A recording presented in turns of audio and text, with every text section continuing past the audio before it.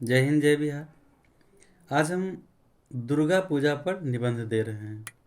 जो दुर्गा पूजा स्वच्छता, समृद्धि, ऊर्जा और प्रेरणा का स्रोत है।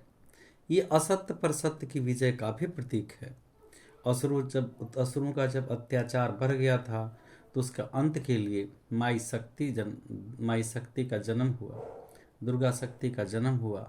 भगवान ने अपनी शक्ति से दुर्गा को भेजा और राक्षसों का अंत किया गया। आज भी हमारे धरती पर उस रूप में राक्षस हैं, किसी न किसी रूप में, जो समाज, परिवार और राष्ट्र को गंदा करते हैं। चाहे उग्रवादी हो, आतंकवादी हो या गांव घर में रहने वाले दुष्ट व्यक्ति हों, वो सब उसी श्रेणी में आते हैं और समय समय पर उनका वध भी होना आवश्यक होता है। कोई न कोई अवतार होता है, चाहे प्रशासन के रूप में हो या किसी रूप में हो, और उनका अंत कर दिया जाता है। आइए दुर्गा पूजा देखते हैं। एक तरफ कहा जाता है नारी शक्ति कमजोर है, लेकिन जब जब पृथ्वी पर अत्याचार बढ़ा है तो किसी न किसी रूप में नारी शक्ति ही उत्पन्न होकर उसका नष्ट किया, उसका विनाश किया, उसका सर्वनाश किया है। आइए देखते हैं दुर्गा पूजा के बारे में। भूमिका। भारतीय पर्वों में दुर्गा पूजा का महत्वपूर्ण स्थान है। यह पर्व धार्मिक अनुष्ठान, पवित्रता, शुद्धता एवं स्वच्छता के रूप में मनाया जाता है। बहुत ध्यान देने बात है। भारतीय पर्वों में दुर्गा पूजा का महत्वपूर्ण स्थान है। यह पर्व धार्मिक अनुष्ठान, पवित्रता, शुद्धता एवं स्वच्छता के रूप में मनाया जाता है। यह पर्व में बिल्कुल मन साफ, धर्म के रास्ते पर चलना होता है। अनुष्ठान एकदम निष्ठापूर्वक किया जाता है, बिल्कुल पवित्र और शुद्ध मन से किया जाता है। देखिए, मन में छल कपट की भावनाएं नहीं होती हैं। बहुत सारे लोग तो निराजली रह करके, मतलब बिना अन्न ग्रहण किए केवल जल पर रहते हैं, जूस वगैरह लेके रहते हैं। बहुत सारे माई में इतनी शक्तियाँ होती कि बहुत सारे व्यक्ति जो भक्त होते हैं अपने सीने पे कलश 9 9 दिन 10 10 दिन स्थापित करके रहते हैं। ये सब माई की कहीं न कहीं शक्तियों का देन है, वरना असंभव था ऐसा कर पाना।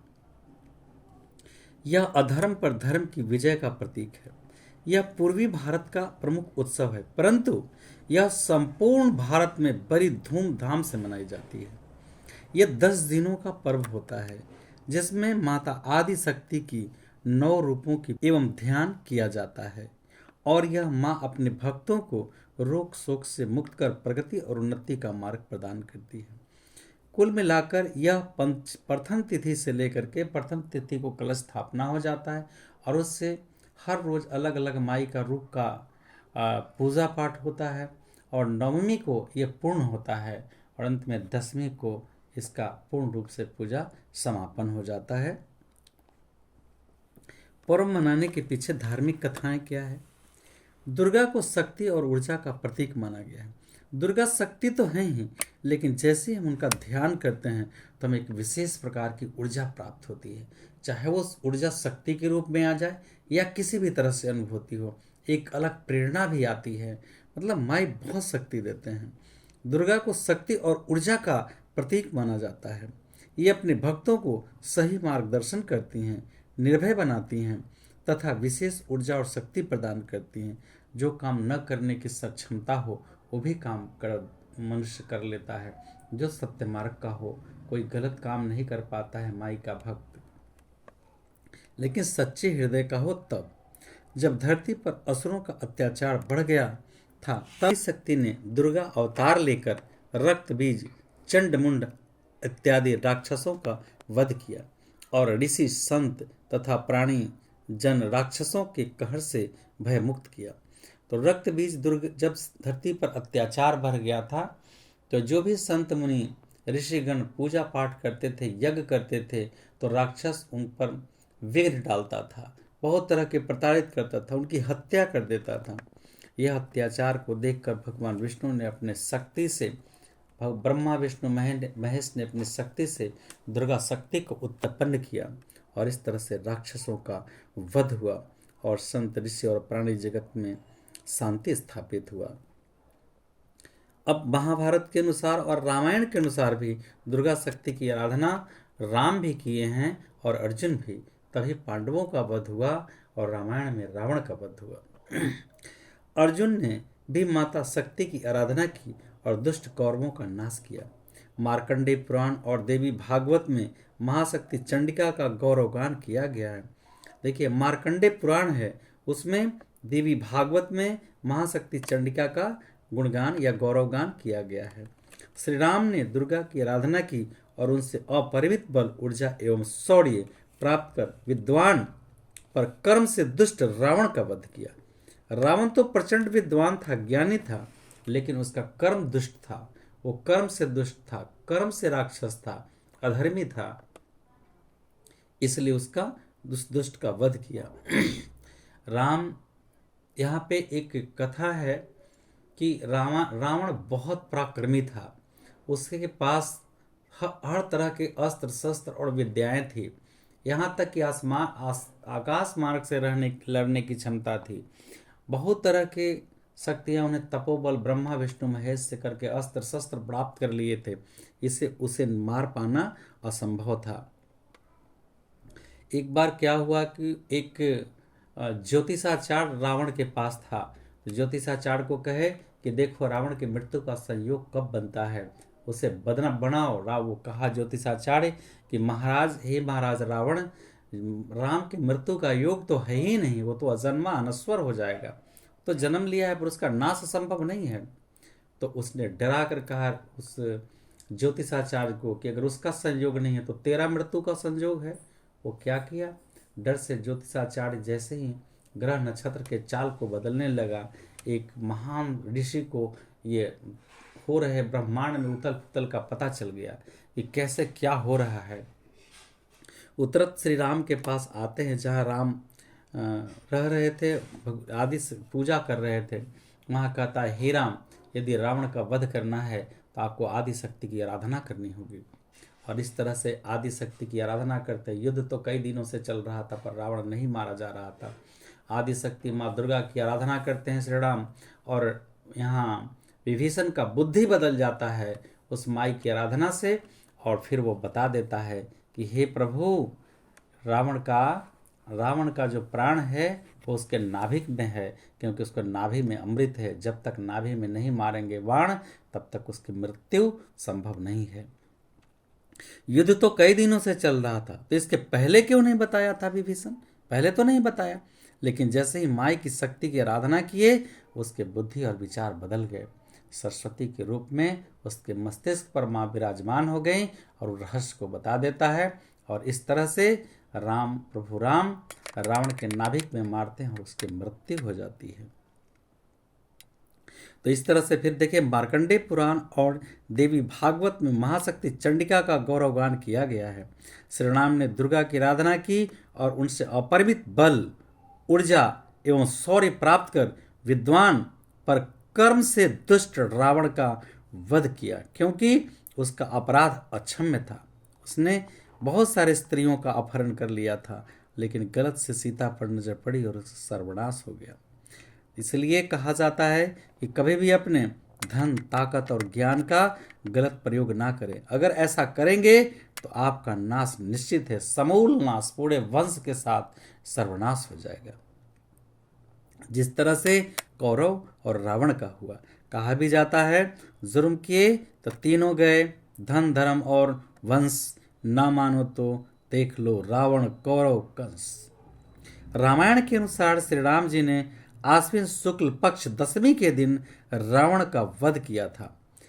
दशहरा अर्थात 10 सिर वाला हारा, अर्थात रावण दशमी के दिन श्री राम से हार गया, अर्थात 10 सिर वाला हारा और एक वाले की जीत हुई।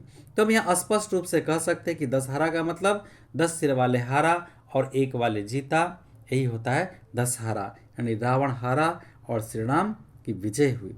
इसी कारण से इसे हम विजयादशमी भी कहते हैं।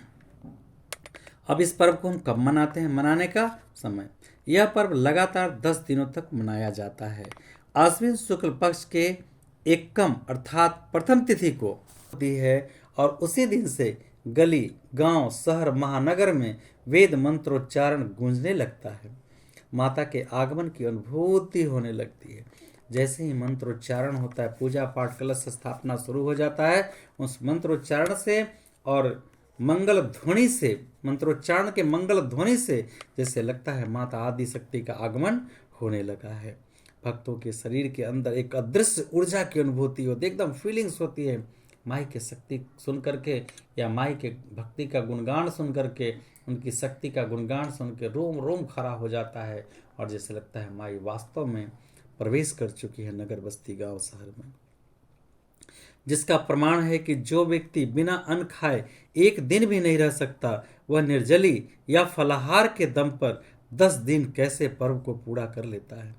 जो पाठ करता है 10 दिन का, बहुत से ऐसे लोग होते हैं जो एक दिन बिना अन्न के नहीं रह सकते हैं, लेकिन 10 दिन से माई का पाठ करते हैं केवल फल खा के। बहुत लोग तो केवल जल ग्रहण करके ही रहते हैं, या जूस वगैरह लेकर के ही 9 दिन रहते हैं। ये सब माई के शक्ति का फल है। अब जिसने नग्न आंखों से माई को कैसे देख पाएंगे? देखने के लिए उनकी नज़रिया चाहिए। जिस नज़रिया से जो चीज़ को देखेंगे वही चीज़ आपको अनुभूति होगी, आपको प्रकट होगी, आपको दिखाई पड़ेगा। 10 दिन कैसे पर्व को पूरा कर लेते हैं, यह कहीं न कहीं माई की शक्ति है। प्रथमा से लेकर के षष्ठी तक विधिवत मंत्रोच्चारण होती रहती है। तिथि सप्तमी को माता की प्राण प्रतिष्ठा की जाती है। उसी दिन से नवमी तक माँ दुर्गा की पूजा अर्चना विधिवत सात्विकता के साथ की जाती है, तथा तिथि दसवीं को मूर्ति विसर्जित कर दिए जाते हैं। इस दिन तरह तरह के गीत गाए जाते हैं, और एक गीत में बहुत सुंदर है, एक पंक्ति है कि कैसे करी हम विदाई, फाटेला छतिया अखिया आवेला टोआई।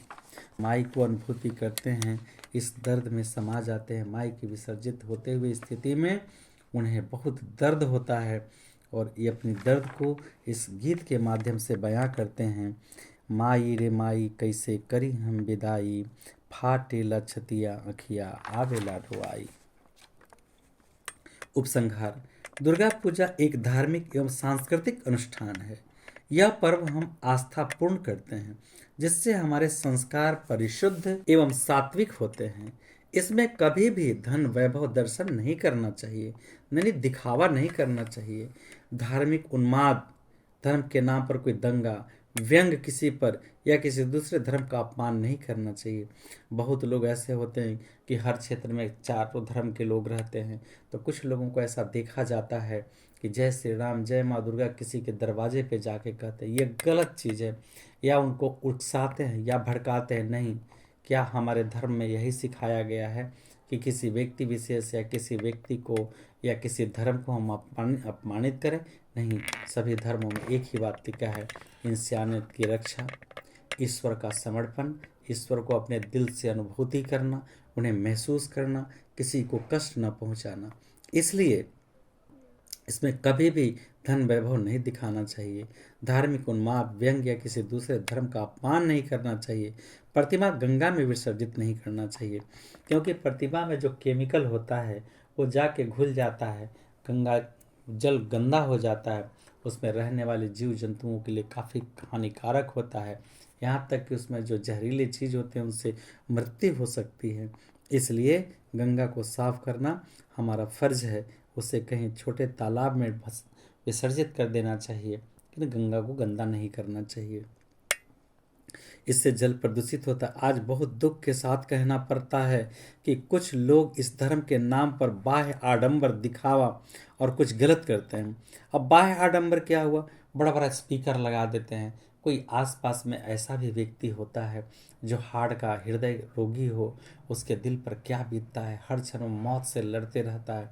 इसलिए ऐसे में चाहिए कि माई की शक्ति का धुन मीठी आवाज़ में बताएं, जिससे बजाएं, जिससे वहाँ के रहने वाले किसी व्यक्ति को परेशानी ना हो, कोई हार्ट पेशेंट को कोई परेशानी नहीं हो।